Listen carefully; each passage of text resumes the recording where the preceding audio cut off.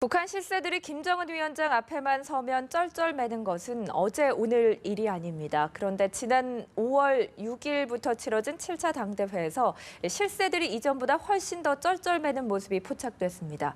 김정은 체제 하에서 살아남기 위한 실세들의 처절한 생존기를 분석해 보겠습니다. 경기대 정치전문대학원 강석순 교수, 망명 북한작가센터의 김주성 부이사장 두 분 모셨습니다. 어서 오세요. 네. 네, 북한에서 내로라 하는 실세라고 하면 황병서, 최룡해 등을 들 수가 있을 것 같은데요. 그런데 실세인 그들에게도 남모를 고충이 있었다고 합니다. 자, 먼저 화면으로 확인해 본 후에 본격적으로 대담을 시작하겠습니다.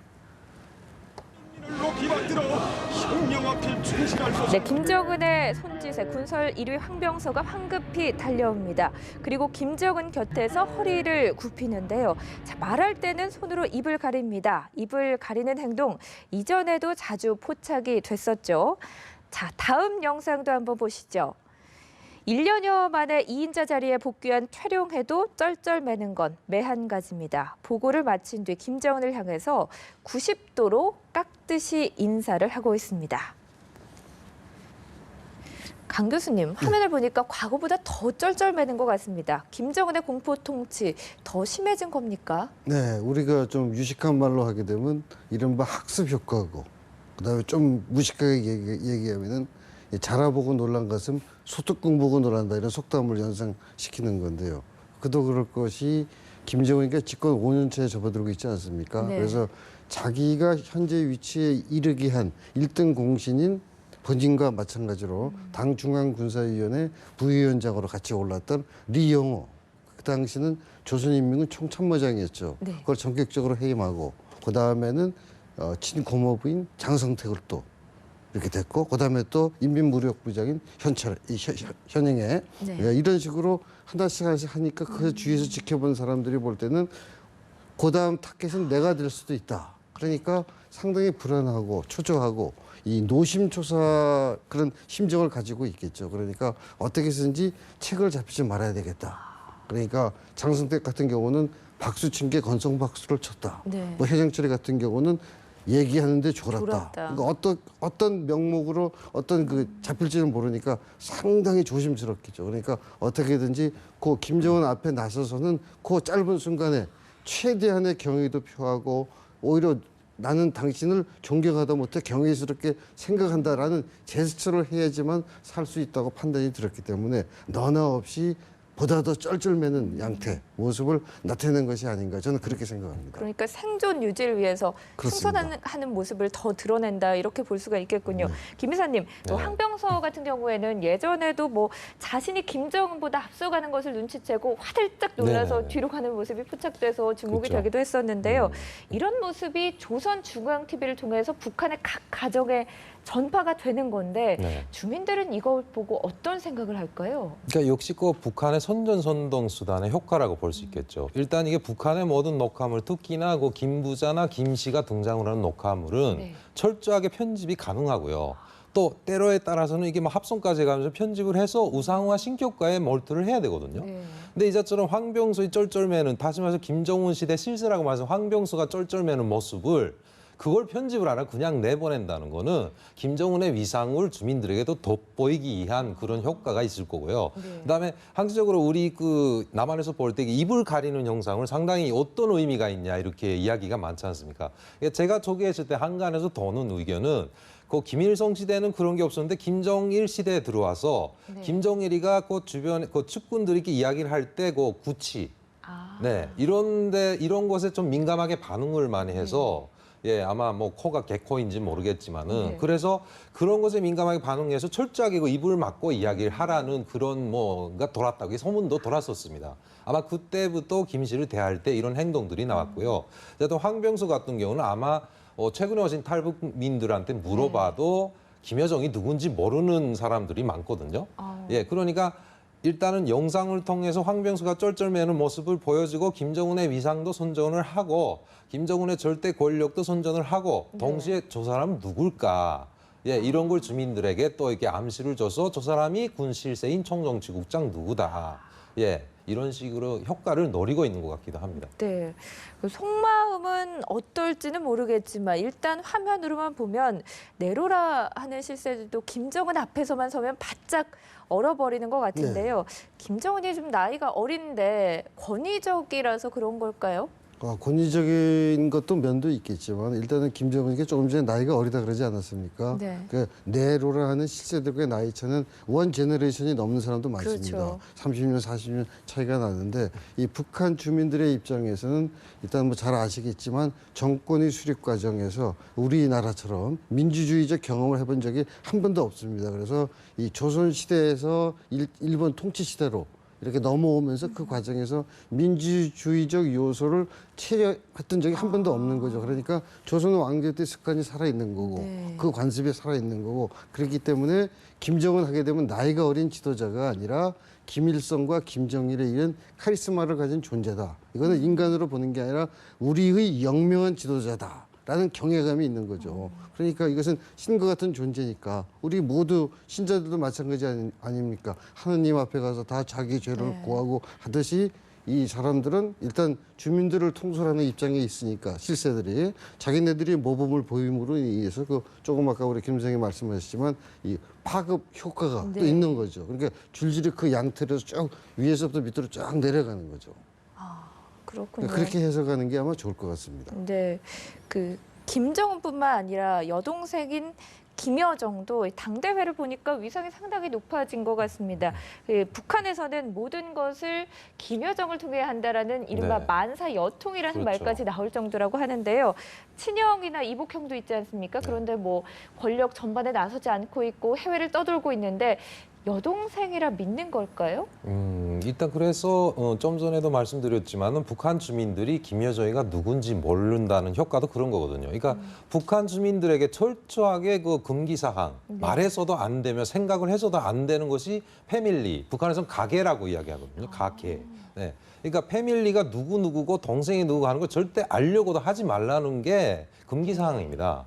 근데 이번 같은 경우는 뭐 결국 뭐냐면 김정일 시기도 보면은 로얄 패밀리의 그 구축을 철저하게 공고히 하는 것이 자매 정치라고 해서 네. 김정일, 김경희였지 않습니까? 그렇죠. 그러니까 지금 보면은 똑같은 공통점을 보면은 역시 김정은도 김정은, 김여정 자매 정치를 할 것 같거든요. 또 저 현재 보면 하고 있는 것 같고요. 근데 그렇게 놓고 보면은 결국 김정남이나 그다음에 그것 말고도 또 로얄 패밀리의 가닥들이 많지 않습니까? 네. 제가 가장 궁금한 거는 지금 김설성이가 유일하게 김일성이가 점지를 해서 너는 우리 김씨 가문의 손녀다 하고 찍어준 사람이 김설성이거든요. 네. 근데 이 여자는 어디 갔을까? 가장 궁금한 게 그거거든요. 근데 어떻게 보면은 지금 김정은 시대 와서 무자비한 그런 그 숙청이 어디까지 뻗쳤냐면은 자기 집계인 뭐 장성기가 심지어 김경희라면 자기 고모인데요. 고모도 소리 없이 실각이 됐습니다. 그렇죠. 그러니까 이런 상황에서 아무리 이복 형제나 이복 누나라고 해도 가차 없이 뭐 어떻게 뭐 다르게 행동을 하면은 처리된다는 걸 알고 있기 때문에 네. 아마 제 생각에는 개별적인 생각이지만은 그들 형제들의 난을 피하기 위해서 예, 아마 그 이복 형제지간이지만은 어느 정도의 그 딜을 했거나 네. 예, 이 정도 이렇게 하니까 나는 뒤에 들어가 있을게라든가 뭐 김정철이가 해외 탐방을 하면서 뭐 에릭 크립턴인지 그 사람의 공연을 보러 다닌 것처럼 예, 이렇게 해서 일단은 현재는 김정은, 김여정 라인을 철저하게 살리고 나머지 형제들도 그걸 옹호해주는 그런 걸로 나가고 있지 않는 생각입니다. 네. 그렇다면 뭐 김여정 역시 오빠에게 밉보이면 어떻게 될지 알 수가 없는 건가요? 로열 패밀리라고 해도요? 아, 근데 철저하게 김여이가 그 격가지라고 해서 이미 전에 김정일이도 자기 그 뭐죠 이붓 엄마나 이붓 형제들을 치지 않았습니까? 네. 근데 김경희, 김정일 때 사례를 봤어도 유일하게 북한의 그 위계 구조에서 김정은에게 뭐라 의견을 대놓고 스트레이트로 할 수 있는 건 역시 여동생밖에 없다는 거죠. 예전에 김정일 때도 김경희가 바로 그랬다는 이야기를 들었거든요. 네. 그렇기 때문에 김여정이는 아무래도 여자이기도 하기 때문에 뭐 이른바 그 형제의 난의 대상이 안 될 수도 있지 않나 하는 생각입니다. 네. 여동생인 김여정은 공포 통치에서는 한 걸음 비켜나 있는 것은 지금까지는 확실해 보입니다. 김정은 앞에만 서면 작아지던 실세들, 그런데 일반 관리들 앞에서는 그들도 왕이었습니다. 그 모습이 고스란히 카메라에 포착이 됐는데 함께 보시죠. 김정은의 그림자로 불리고 있는 조용원 부부장입니다. 그는 당대회 때 김정은이 부르자 앞으로 걸어와 무릎을 꿇고 자세를 낮춘 뒤 얘기를 나누는 모습이 눈에 띄었는데요. 자, 그런데 이번에는 태도가 확 바뀌었습니다. 김정은의 현지 시찰 때 동행한 조용원 부부장, 그의 앞에선 일반 관리들이 수첩을 손에 든 채 입을 가리고 이야기를 하고 있습니다. 화면을 보니까 저 모습, 실세들이 김정은에게 하던 모습이랑 똑같이 닮아 있는데 이 공포 통치가 밑에서 밑으로 대물림하고 있는 건 아닌가라는 생각도 드는데 어떻게 봐야 될까요? 네, 제가 조금 아까 말씀을 드렸듯이 연쇄적인 파급 효과를 노리는 겁니다. 네. 그래서 아주 쉬운 예로 조영원이가 조직지도부 부부장 아니겠습니까? 숨은 실세 그림자와 같다라고 평가를 받을 정도로 막강한 권력을 가지고 있지만 역시 김정은 앞에만 서면은 고양이 앞에 쥐 같은 신세가 아닙니까? 네. 그러나 이 사람들 생각은 내로라는 실세들이 김정은이 앞에서 그 짧은 순간 10초 내지 30초, 1분 동안만 거기서 경외감을 표시하고 아까 입냄새가 날까 봐 입을 가리고 90도 각도로 인사를 하고 그 순간만 모면하게 되면은 자기 영역에 가서는 자기가 김정일 못지않는 막강한 권한을 행사하니까 그건 누구든 못하겠습니까? 아마 사회자께서도 그런 체제에 있다면 분명히 할 겁니다. 네. 내가 여기서 한 1분만 참으면 내가 내 세계에 가면 내가 여왕이 되는데 못할 사람이 어디 있겠어요. 그러니까 북한 사람들은 태어나서부터 세뇌 교육을 받았기 때문에 우리하고는 달리 상황에 아주 민감하고 그 상황에 아주 예민하게 대처하는 우리 김 이수장도 마찬가지겠지만 그런 습성을 가지지 않습니까? 누구라도.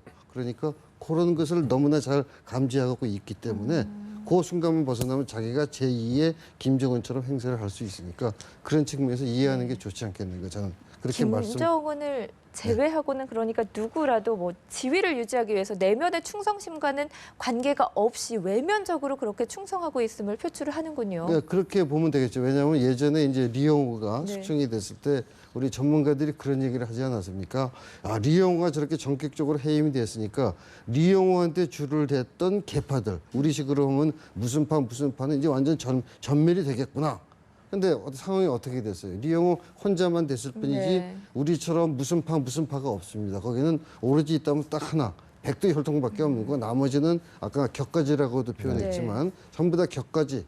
격가지보다 더 못한 거죠. 그 범주에 속하기 때문에 그 누구도 이 백두 혈통에는 범접을 하지 못하고 거기서는 진짜 고양이 앞에 쥐처럼 바들바들 떨 수밖에 없다. 이렇게 말씀을 드리고 싶습니다. 네, 방금 숙청 얘기하셨는데 북한은 그 피해 숙청의 역사라고 해도 과언이 아니죠. 김일성, 김정일, 김정은에 이르기까지 측근을 숙청하면서 왕좌를 공고히 지켜왔는데요. 이런 피해 숙청 속에서도 굳건히 목숨을 지키고 있는 실세들도 있습니다. 화면으로 보시죠.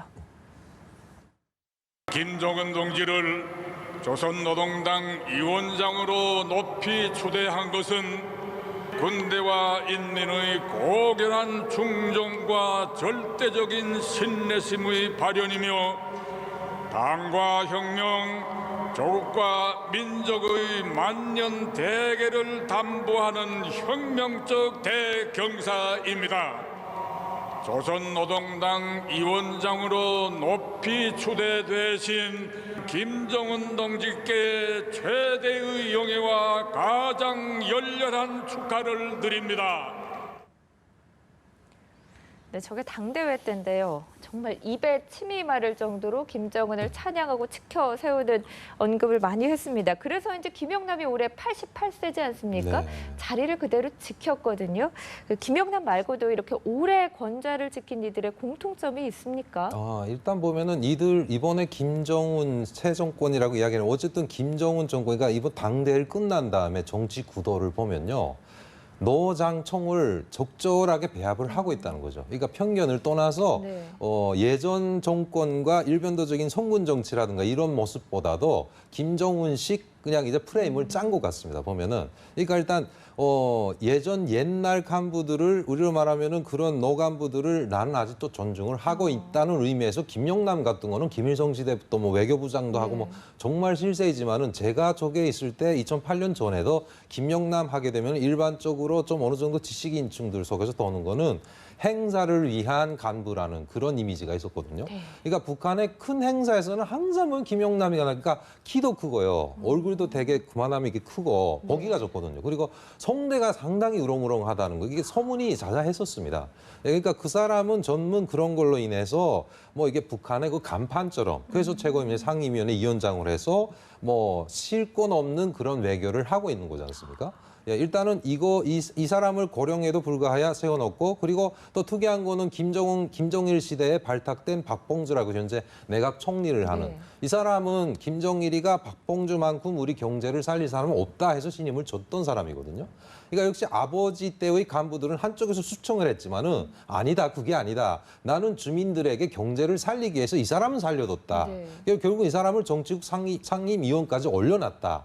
그러니까 이것도 어떻게 보면은 김정은의 진짜 의도인지는 모르겠지만은 노장청을 적절하게 배합을 하다 보니까 아마 없어도 될 사람도 세워놓고 그다음에 있어야 될 사람은 또 없애고 막 이런 밸런스를 맞추지 않았겠냐는 생각입니다. 어떤 상징적 의미로 이런 노장층을 계속해서 두는 이유도 있다고 봐야겠군요.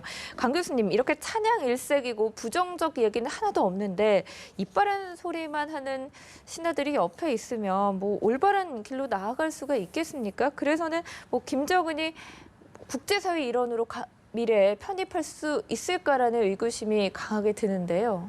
네, 그렇습니다. 북한 체제를 우리가 설명을 할 때 조선 왕조와 비슷하게 보지 않습니까? 이 조선 왕조에는 그래도 이 사관 제도라는 게 있어서 그 신하들이 모여서 전하 통촉하시옵소서 하고 뭐 이렇게 하지 않았습니까? 그런데 지금 이 김정은 체제에서는 그렇게 사관한 것 같은 이 제도적 장치는 없는 것 같고 다만 아까 사회자께서 맨 처음에 말씀하셨던 자기가 믿고 신뢰할 수 있는 김여정과 같은 백두혈통에 속하는 아마 그 사람들이 또 누군가를 시켜서 하겠죠. 그래서 아마 간언은 비공식적으로는 할 겁니다. 그러나 이 공식 석상에서는 전혀 할 수가 없는 거죠. 공식 석상에서 하다 보면은 김정은이가 나이도 어리고 경험도 짧고 또 성질이 굉장히 다혈질이지 않습니까? 여러분 어떤 후과가 나올지 모르니까 감히 누구도 못하고 다만 그것을 필터링을 시켜서 김여정을 통하거나 또 다른 사람을 통해서 하는 거로 이렇게 추정을 하고 있습니다.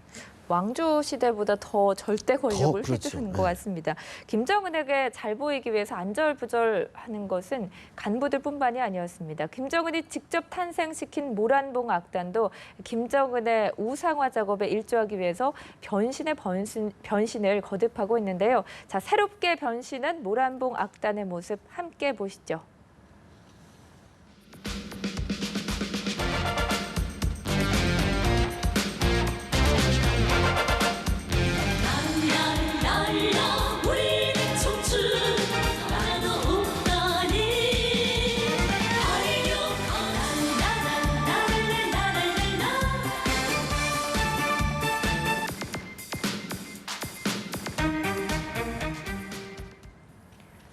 안무가 상당히 화려해졌네요. 확실히 모란봉 악단이 달라지긴 달라진 것 같습니다. 그런데 김정은은 당대회 연설을 통해서 제국주의 문화 타파하자 이렇게 강조를 했었는데 모란봉 악단 보니까 반대로 가고 있는 것 같거든요. 네네. 왜 이렇게 변하는 그건 뭐 걸까요? 여러 가지 측면으로 해석이 가능하겠죠. 일단은 이 자본주의적 퇴폐 문화라고 하지 않습니까? 그래서 이 모기장 이론이라는 것을 펴면서 자본주의적 요소가 침습하지 않도록 모기장을 쳐서 시원한 바람을 쐬는 그게 이제 모기장 이론인데 그렇게 얘기를 했던 당사자가 자기가 초기하는 모란봉 악단에서는 진짜 그런 걸 그대로 재현하고 있지 않습니까? 그러면 첫 번째 두 가지 점으로 해석을 해볼 수가 있겠죠. 카리스마를 가진 내가 총애하는 이런 것들은 내가 하면 로맨스고 남이 하면 뭐죠? 뭐 스캔들 뭐 그런 식으로 그런 의미도 표출하고 있다고 볼 수가 있고 일단은 전면적으로 내 세움으로 인해서 그것을 바탕으로 해서 인민들의 반응을 봐서 당간부들의 반응을 봐서 어떻게 수위 조절을 해나가겠다.